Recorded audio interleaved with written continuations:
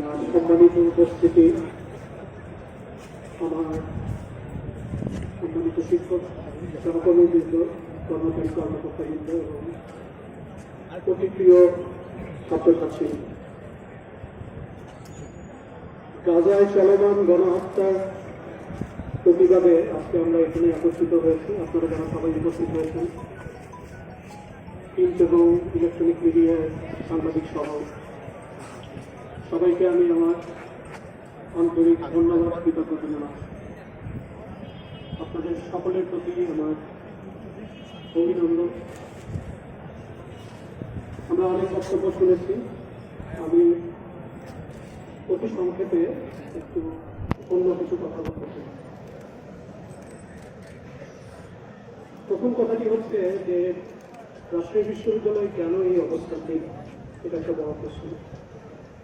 আমাদের প্রত্যেকের বোঝা উচিত, বিশেষ করে আমার প্রিয় ছাত্রছাত্রীরা যারা এখানে উপস্থিত আছে তাদের কথা, যে বিশ্ববিদ্যালয়ের যে ধারণা, এই ধারণা থেকে যদি আমরা ধারণ করি তাহলে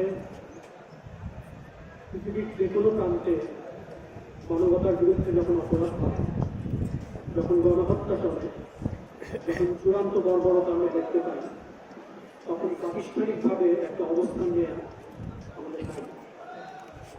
এই দায়িত্ব এই কারণে যে বিশ্ববিদ্যালয় বুদ্ধি, বিবেক, জ্ঞান, মানবতাবোধ চর্চার একটা সর্বোচ্চ কর্মসূচি। এই বিশ্ববিদ্যালয়ে যারা থাকবে তারা বিবেক দ্বারা পালিত হবে, তাদের ভিতরে মানবতাবোধ জাগ্রত হতে হবে, তাদের জ্ঞান এবং শিক্ষায় নিজেদেরকে উন্নত হবে। এবং এই কাজগুলো যদি আমরা করি তাহলে এত বড় নৃশংসতা এবং এত বড় অপরাধের বিরুদ্ধে প্রাতিষ্ঠানিকভাবে দাঁড়ানো ছাড়া আমাদের আর কোনো উপায় থাকে না। এটা আমাদের দায়, এটা আমাদের করতে হবে। এটা শুধুমাত্র রাজশাহী বিশ্ববিদ্যালয়ের দায় নয়, এটা বাংলাদেশের ইনফ্যাক্ট সমস্ত পৃথিবীর বিশ্ববিদ্যালয়ের দায়। যেখানে এই ধরনের বর্বরতা, সেখানে এই ইনস্টিটিউশনগুলো একটা সুস্পষ্ট অবস্থা। তো সেই দায়কে সামনে রেখে কিন্তু আজকে আমরা এখানে দাঁড়িয়েছি। আরেকটা কথা আমি বলতে চাই, যে কথাটা হয়তো ওইভাবে বলা হয়নি, সেটা হচ্ছে আজকে যে আমরা দাঁড়িয়েছি এই জায়নিস্ট অপ্রেসিভ দখলদারি রেজিম, এই দাঁড়ানোর ফলে আসলে তাকে কি আসবে না, তাকে কিছু আসবে না। সারা দুনিয়াতে এই মুহূর্তে হাজার হাজার বিশ্ববিদ্যালয়ের ছাত্রছাত্রীরা এইভাবে পাচ্ছে না, আমরা এর একটা ইম্প্যাক্ট আছে। কিন্তু আমাদের কখনোই এটা আশা করার কোনো কারণ নেই যে এইভাবে দাঁড়ালেই তারা তাদের যে জঘন্য বর্বরতা চালাচ্ছে সেটা বন্ধ করবে, তারা বন্ধ করবে না। তাহলে আমাদের কি হবে? আমি এখানে ইতিহাসের পাঠ দিতে দাঁড়াইনি, কিন্তু আমার সমস্ত প্রিয় ছাত্রছাত্রীদের বলবো, তোমাদের ইতিহাস জানতে। এই জায়গার ইতিহাস কি? তোমরা ব্যালফোর এগ্রিমেন্টের কথা শুনেছ, 1948-এর কথা শুনেছ, 67-73 যুদ্ধের কথা হয়তো তোমরা জানো, আরব ইসরায়েল যে দুটো যুদ্ধ হয়ে গেছিল। ইতিহাসের কথা তোমরা জানো, কিন্তু ইতিহাস আরো অনেক পুরাতন। এবং তোমরা যদি আসলে তোমাদের নির্যাতিত ফিলিস্তিনি ভাই বোনদের জন্য, উম্মার জন্য কিছু করতে চাও, তাহলে জ্ঞানের কোনো বিকল্প নেই। জানতে হবে, আরো বেশি জানতে হবে, আরো বেশি বুঝতে হবে। কারণ যাদের সাথে লড়াই তারা মানুষ হিসাবে ছোট, জ্ঞান গরিমায় ছোট। তারা অনেক শিখেছে, অনেক জেনেছে, অনেক পারে। যতক্ষণ পর্যন্ত না আমরা সেরকম পারবো, জানবো, বুঝবো এবং আমাদের মানবতাবোধকে সমন্বিত না রাখতে পারবো, ততক্ষণ আসলে আমরা জিততে পারবো। এবং এই দায়িত্ব কিন্তু তরুণ প্রজন্মকে দিতে হবে। কথাটা হলো, আমাদের বুক ভেঙে যায় নৃশংসতা দেখে।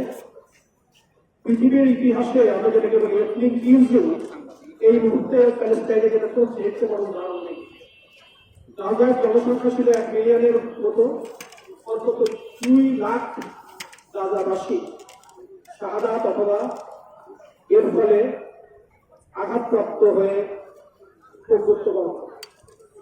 এটা পুরো পপুলেশনের 20%। এই সংখ্যাটাকে কত বড় এটা উপলব্ধি করা প্রয়োজন। বাংলাদেশের যে জনসংখ্যা তার 20% যদি এফেক্টেড হয়, সেই সংখ্যাটা হবে 3.5 কোটি। তাহলে বাংলাদেশের কনটেক্সটে 3.5 কোটি লোককে বিনাশ করে দেওয়ার মতো যে ব্যাপার, সে স্কেলে একটা ঘটনা এই মুহূর্তে গাজাতে চলছে।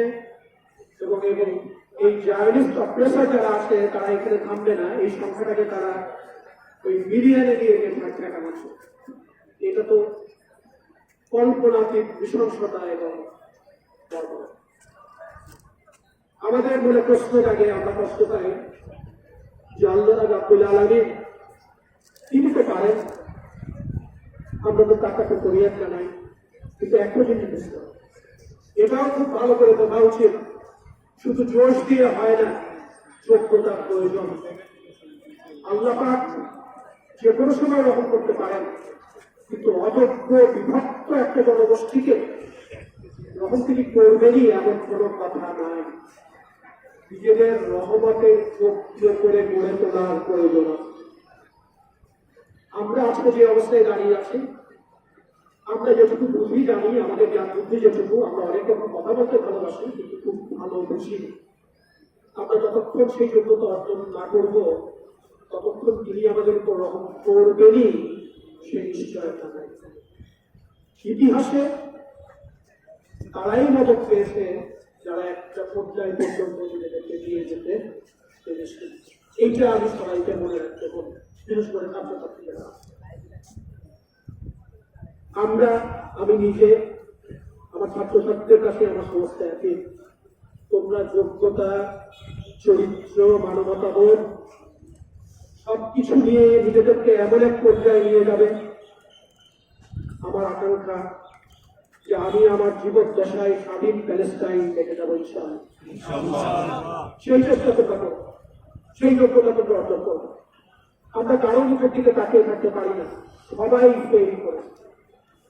পশ্চিম কাজে আসবেন, জাতিসংঘ কাজে আসবেন, ওয়াইসি কাজে আসবেন, উন্নত কাজ উন্নতেই করবে। এই বাস্তবতাবোধ তৈরি হওয়ার প্রয়োজন।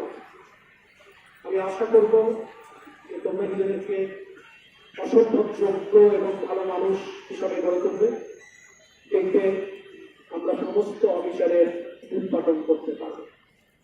আর একটা জিনিস, আজকে আমরা দাঁড়ালাম, এটা শুরু। আমাদের বারবার দাঁড়াতে হবে এবং বুদ্ধিভিত্তিক জায়গাটাকে শক্তিশালী করতে হবে। আজকেই এখানে থেকে আমার মনে হয়েছে স্বাধীন প্যালেস্টাইন রাষ্ট্র বাস্তবায়নে সমস্ত পৃথিবীর বিশ্ববাসী, বিশেষ করে উম্মার কি করণীয়, এইটা নিয়ে রাষ্ট্রীয় বিশ্ববিদ্যালয়ে একটা আন্তর্জাতিক সেমিনার আয়োজন করতে পারে এবং কিছু প্রকাশনা এবং বুদ্ধিভিত্তিক একটা আন্দোলনের শুরু যদি সবার সহযোগিতা পাওয়া যায়, তাহলে সেটা রাষ্ট্রীয় বিশ্ববিদ্যালয় থেকেই এই বাংলাদেশে শুরু হতে পারে। তো আমরা এরকম একটা চেষ্টা নিতে চাই এবং সেখানে সবাইকে আমরা আমাদের ভাই বোনদের জন্য দোয়া করবো। 80 বছর প্রায় আমাদের প্যালেস্টাইনিয়ান ভাই বোনেরা যে স্বাধীনতার অভিপ্রায় তাদের মনে, তার প্রতি আমরা আমাদের একাত্মতা ঘোষণা করছি এবং গাজাবাসীদের জন্য আমরা দোয়া, আল্লাহ দরবারে হাত তোলা এবং নিজেদের অবস্থান থেকে যা কিছু করণীয় সেটুকু করবার জন্য আমরা অঙ্গীকার ব্যক্ত করছি। আমি আমার বক্তব্য এখানে শেষ করছি, সবাইকে আবারও ধন্যবাদ। এটা আমি মনে করি যে চলমান থাকতে পারে। আমাদের ছাত্র বন্ধুরা যদি এটাকে কন্টিনিউ করতে চায়, তাহলে ব্যানারটা আছে, তারা তাদের কর্মসূচি চালিয়ে যেতে পারে। তো আমার মনে হয় যে আমার তরফ থেকে আমি এখানে শেষ করছি। সবাই ভালো থাকবেন। আসসালামু আলাইকুম ওয়া রাহমাতুল্লাহ।